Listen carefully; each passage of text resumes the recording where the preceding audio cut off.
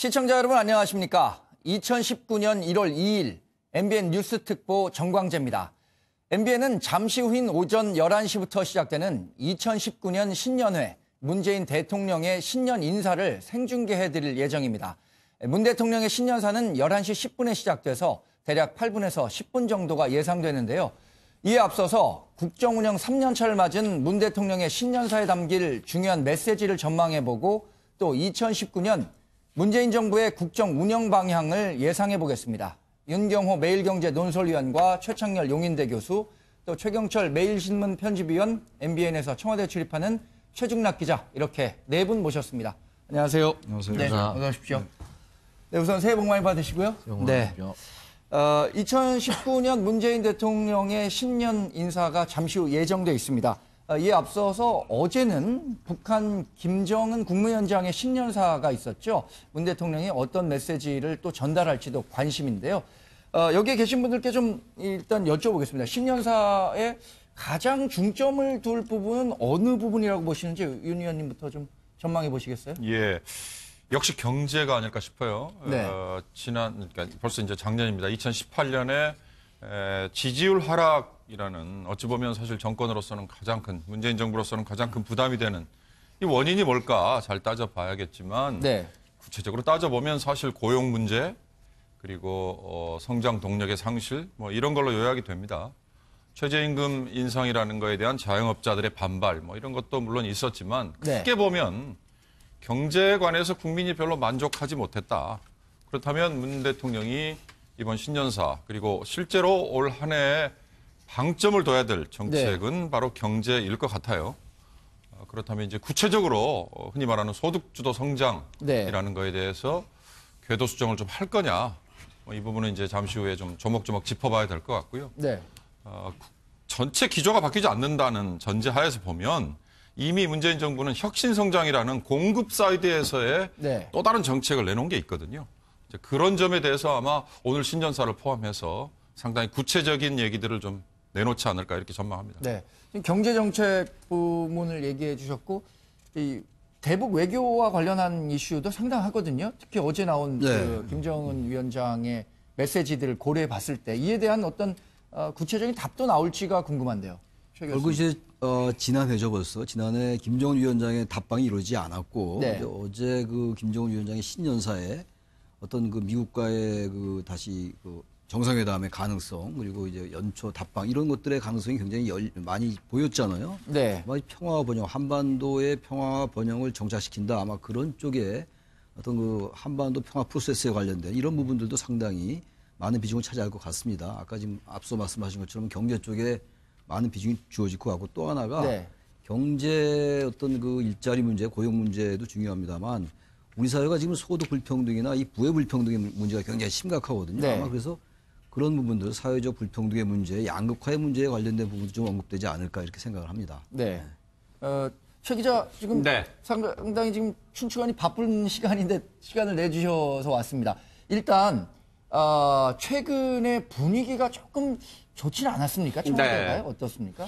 뭐 최근에 분위기라고 그러면 여러 가지 기강회의 문제도 있었고요. 연말 같은 경우에 이제 음주운전 비서관 있었고, 그다음에 최근에는 김태우 전 수사관의 폭로, 그러면서 이제 연말 마지막 날까지 비서실장과 민정수석의 해를 넘기면서까지 국회 운영에 이제 참석하는 일이 발생을 했는데. 그렇죠.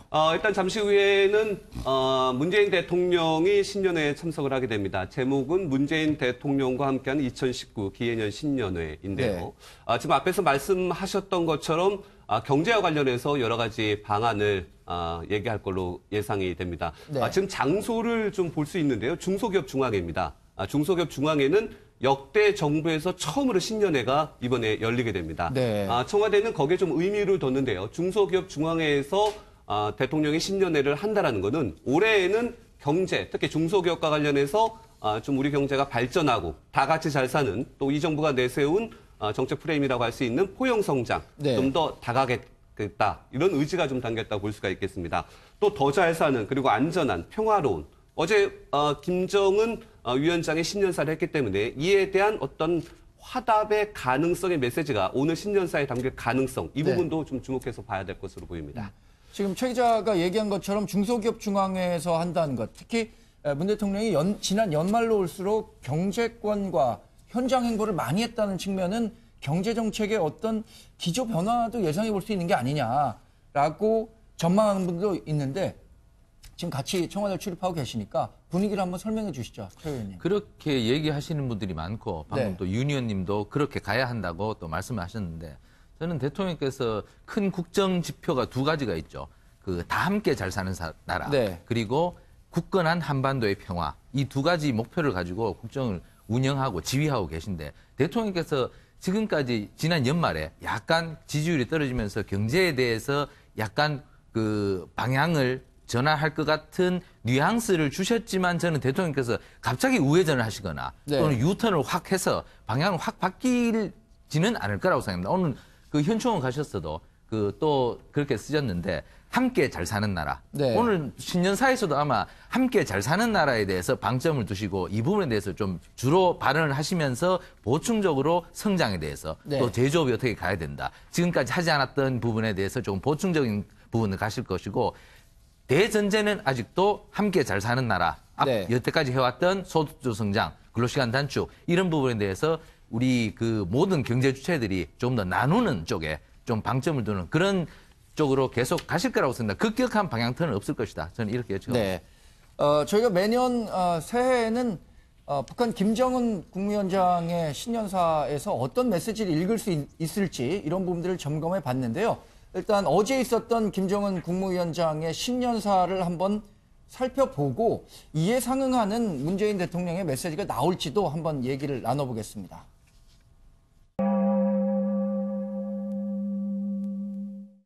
이로부터 우리는 이미 더 이상 핵무기를 만들지도 시험하지도 않으며 사용하지도 전파하지도 않을 것이라는 데 대하여 내외에 선포하고 여러 가지 실천적 조치들을 취해 왔습니다. 나는 앞으로도 언제든 또다시 미국 대통령과 마주 앉을 준비가 되어 있으며 반드시 국제사회가 환영하는 결과를 만들기 위해 노력할 것입니다.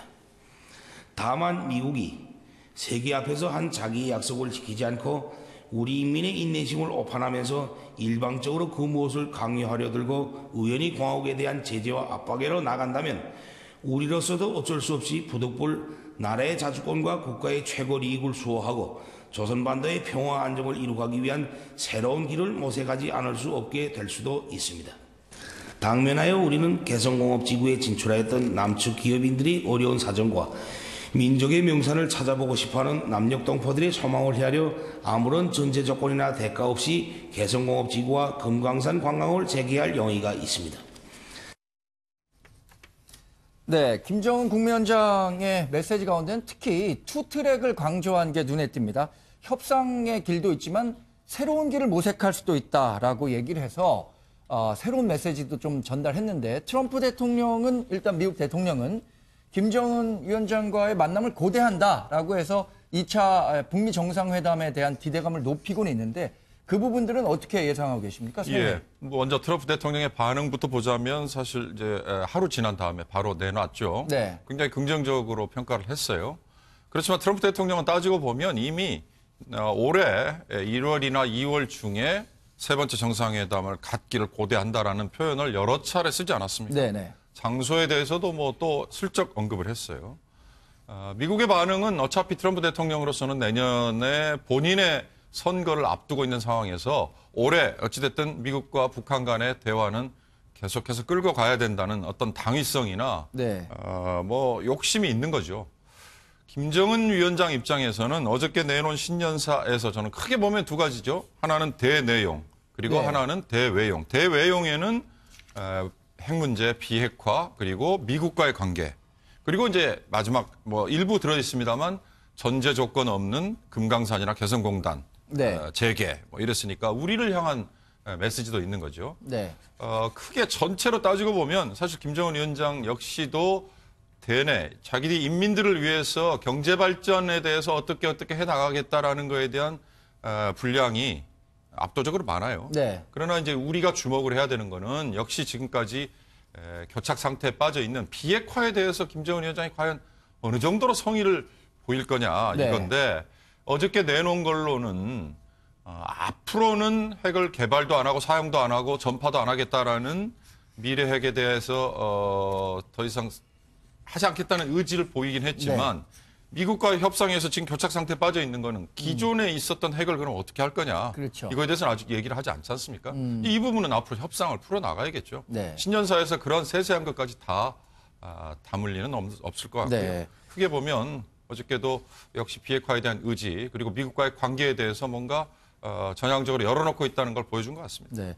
근데 최 교수님, 이 새로운 길을 모색할 수도 있다라고 한 부분에는 어떤 의미를 둘 수 있을까요? 그러니까 지금 이제 북미 비핵화 협상이 계속 난관에 빠져 있는 게 북한으로서는 어쨌든 지난해죠. 지난해 그 핵실험장 폐기도 하고 이랬는데 예. 이에 따라서 미국이 상응한 조치를 취하지 않는다라는 거 아니겠어요? 다시 말하면 비핵화 대 그 상응한 조치의 프레임이거든요. 상응하는 조치라는 거는 대북 제재 완화예요. 네. 대북 제재 완화라는 게 이번에 물론 철도 도로 연결할 때 미국이 상당히 배려를 했다고 보이긴 합니다만 그런 부분 때문에 안 됐는데 계속 이런 식으로 자신들이 이 핵시험을 핵 물질이나 핵 무기를 생산하거나 시험하거나 사용하거나 정파하지 않겠다고 했는데도 네. 불구하고 여전히 대북 제재 완화를 안 한다면은 자신들로서도 이러한 일방적인 제재나 강요나 압박에 대해서는 대처하겠다 이런 얘기거든요. 그 대처라는 그 표현이 근데 대단히 우회적으로 돼 있어요. 지난해에는 뭐 핵단추가 책상에 있다 이런 얘기도 했고 그랬는데 그런 것들에 비해서는 자신의 새로운 길에 대한 얘기를 하면서도 굉장히 조심스러운 이런 표현을 썼거든요. 네. 그리고 또 하나가 지난해보다 올해는 그 완전한 비핵화라는 육성이 처음 들어갔거든요. 항상 우리 보수 진영 특히 보수 진영에서 비판했던 게 완전한 비핵화를 허약했다고 문재인 대통령이 얘기를 하는데 네. 김정은 위원장 입에서는 한 번도 완전한 비핵화라는 말을 육성을 하지 않았다라는 비판이 많이 있었어요. 근데 어제 신년사에서 완전한 비핵화라는 단어를 썼다라는 게 굉장히 의미가 있었던 것 같습니다. 네. 그리고 신년사를 얘기하는 그 장소라든지 양복을 입고 그러니까 정상 국가 지도자로서의 이미지를 확인시키려 했던 거 이런 것들은 뭔가 어쨌든 새롭게 북미 대화라든지 남북 대화에 더 적극적으로 응하겠다는 거 하면서도 어쨌든 대북 제재 완화에 대해서는 나름대로 우리도 생각이 있다라는 것을 완곡하게 표현한 것이라고 보여집니다. 네. 최 기자. 네. 지난해 사실 평양 정상회담 때도 평양 방문했고 네. 또 김정은 국무위원장의 연말 답방이 좀 어렵겠다라는 특종 보도도 했었고요. 예. 그런 그 흐름 속에서 봤을 때 이 한미 정상회담 말고 북미 정상회담과 또 남북 정상회담 추가적인 거 네. 어떤 시나리오를 좀 예상하고 계세요? 일단 김정은 위원장의 신년사로 예측을 해봤을 때는 일단 모두 살아 있습니다. 북미 네. 정상회담 살아 있고요. 남북 정상회담 그러니까 다시 말해서 김정은의 연내 답방, 연내 답방이 아니라 이제 연초 답방. 네. 이 예상이 되는데 1월에 지금 예상은 청와대 내에서는 이 정도 분위기면은 설 전에 올 수도 있지 않느냐. 네. 그럼 설이 2월 초인데요. 그러니까 네. 1월 말에도 가능성이 있지 않느냐라는 것이 청와대의 예측입니다. 네. 그러니까 지금 아시겠지만 김정은 위원장이 최근에 문재인 대통령에게 친서를 전달했습니다. 이 친서는 직접 사람이 가서 전달을 했다는 얘기고 친서만 전달하지는 않았을 것으로 예측이 됩니다. 지금 네. 예측은 서훈 국정원장과 김영철 부위원장의 접촉이 있었을 가능성이 높고요.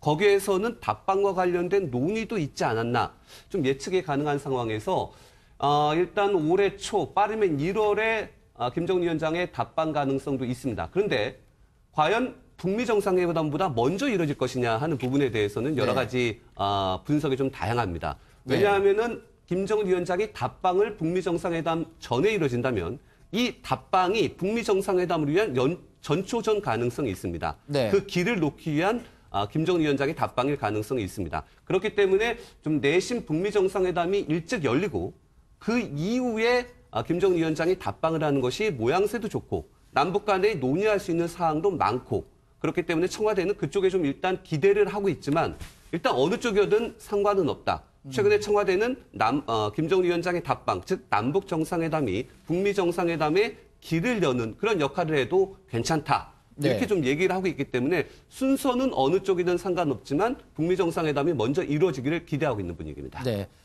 최 의원님도 북미 정상회담이 남북 정상 답방에 앞서서 이루어질 가능성이 크다고 보십니까? 어떻게 보세요?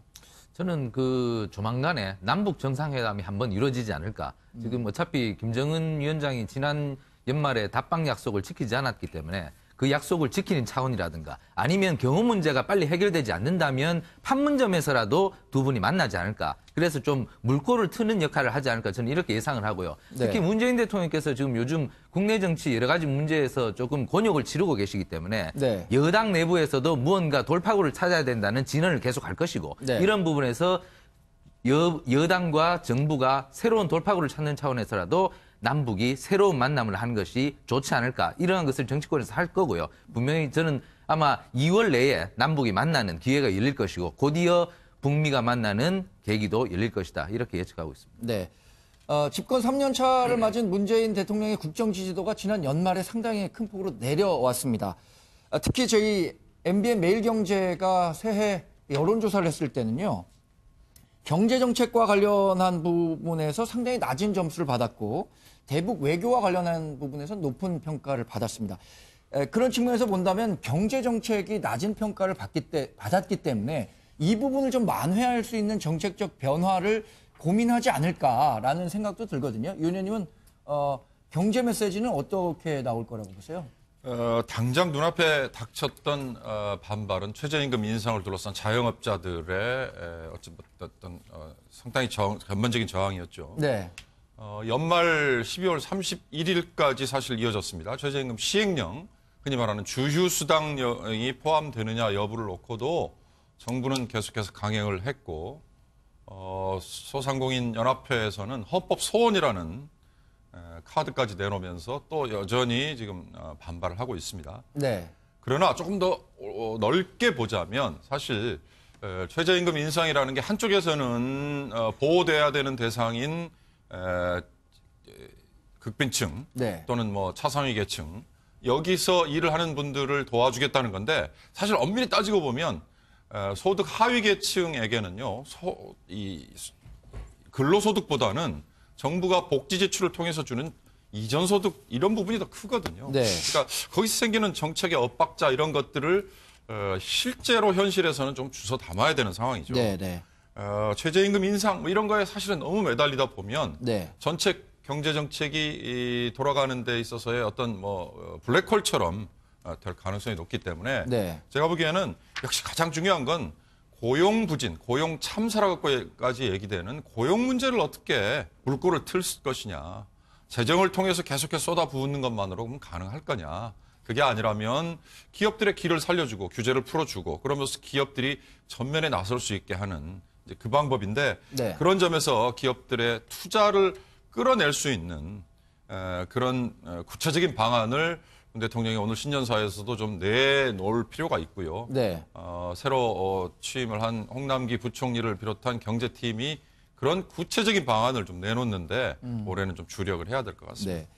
네.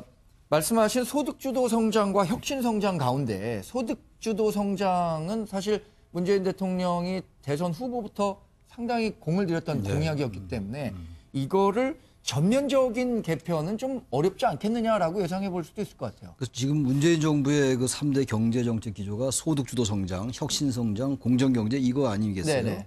소득주도 성장이 지금 굉장히 몰려 있어요, 위기에. 그 최저임금 인상의 속도다 뭐 이런 얘기들인데 저는 앞서 말씀하신 말에 기본적으로 동의하면서도 말이죠. 네. 우리 사회가 이 지금 고용 문제, 일자리 문제, 이 자영업자 그 문제가 이제 최저임금 인상 때문에 생겼다라는 그런 프레임이 너무 많이 형성되어 있는 것 같아요. 제가 보기에. 네. 물론 그런 부분이 분명히 있어요. 최저임금 인상에 따른 여러 가지 부작용을 정부 입장에서 보다 세밀하게 정교하게 미리 예단하지 못했다는 것 이런 것들은 분명히 비판해서 자유롭기는 어려운데 네. 그렇다 하더라도 지금 경제 일자리가 어렵고 이런 것들을 전부 모든 거를 소득주도 성장의 일환인 최저임금 인상에만 돌리는 전 이런 점이 분명히 있다고 봅니다. 네. 만약 그렇게 된다면 우리 사회가 안고 있는 가장 커다란 문제, 제가 아까도 잠깐 언급했습니다만 소득 불평등이나 어떤 자산의 불평등, 이 부의 편제 이런 것들을 해결하지 못하면 저는 우리 한국 사회가 지속 가능한 발전하기 어렵다고 저는 보거든요. 네네. 그렇다면 그런 것들을 배제하고 고용 일자리 물론 해 나가고 정부도 이제 그쪽에 경제적 정책에 방점을 찍고 있습니다만 그럼 과거의 성장 패러다임으로 가는 것밖에 안 돼요. 그래서 고용이나 일자리 이런 부분들에 대해서 정부도 예산도 거기 많이 늘렸어요. 이번에도 또 네. SOC 예산도 많이 늘렸잖아요. 징역도 하고 그랬는데 그것과 못지않게 여전히 사회적 불평등이나 소득의 불평등 이런 것들에 대해서 다시 한번 강조할 필요가 있다. 다시 말하면 지지율 하락이 모든 게 일자리 문제만 국한될 게 아니라 네. 개혁의 모멘텀을 다시 살릴 필요가 있다. 촛불 민심이 뭔가, 촛불 혁명의 정신이 무엇인지를 다시 본다면 네. 좀 의외로 정권이나 정부 입장에서 볼 때 새로운 모멘텀을 얻을 수 있을 것 같아서 아마 네. 그런 부분도 신년사의 상당 부분 포함되지 않을 거라고 생각을 합니다. 같은 맥락에서 최 기자, 네. 문 대통령이 경제 정책 가운데 뭐 소비 같은 경우는 좋았는데 소통이 제대로 안 됐다라고 한 말씀도 있잖아요. 네. 그런 측면에서 본다면 문 대통령의 소통 행보 앞으로 좀 더 강화될까요? 이 정부는 촛불을 통해서 탄생한 정부라고 스스로 얘기하고 있습니다. 네. 촛불이라는 얘기는 결국에는 이제 소통, 국민들의 목소리를 듣는다는 건데 그동안에 이제 소통과 관련해서는 얘기는 좀 많이 했지만 실질적인 성과나 기대에는 못 미쳤다라는 분석이 훨씬 더 지배적이라고 볼 수가 있겠습니다. 일단 소통과 관련해서는 어떤 식으로 소통을 하느냐 다양한 방법이 있을 텐데요. 일단 문재인 대통령 올해 소통과 관련해서는 국민들에게 전달하는 메시지, 신년과 관련해서는 크게 봤을 때 지금 보시는 것처럼 SNS를 통해서 신년사를 전달을 했습니다. 네. 예전 같으면 기억을 하실 겁니다. 방송에서 해가 뜨고 띵띵띵 하면 대통령이 국민 여러분하고 얼굴과 목소리가 나오는데 문재인 대통령은 작년부터 처음이죠. 그러니까 대통령의 첫 해부터 그렇게 하지 않고 저렇게 SNS를 통해서 짧게 신년사를 띄웠습니다. 그리고 나서 오늘 이제 신년회에 참석을 해서 신년 인사와 관련해서 국민들한테 메시지를 전달하고요. 하지만 이 두 가지를 통해서 국민들하고 소통할 수 있는 메시지는 상당히 좀 부족해 보입니다. 네. 그렇기 때문에 올해도 마찬가지로 신년에 기자회견이 예정이 돼 있습니다.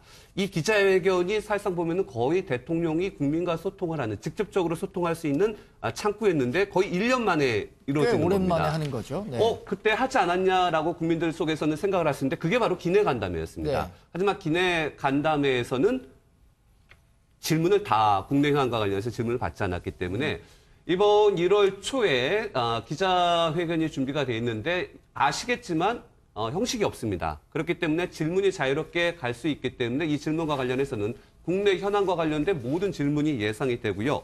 이번에는 질문하고 대통령이 바로 답변을 하고 재질문이 들어가는 방향도 현재 지금 청와대는 고심을 하고 있습니다. 네. 이게 바로 그동안의 소통이 부족했다. 이런 부분에 대해서 개선을 해야겠다라는 청와대도 하나의 노력의 일환이라 대통령의 네. 의지다 이렇게도 볼 수가 있겠습니다.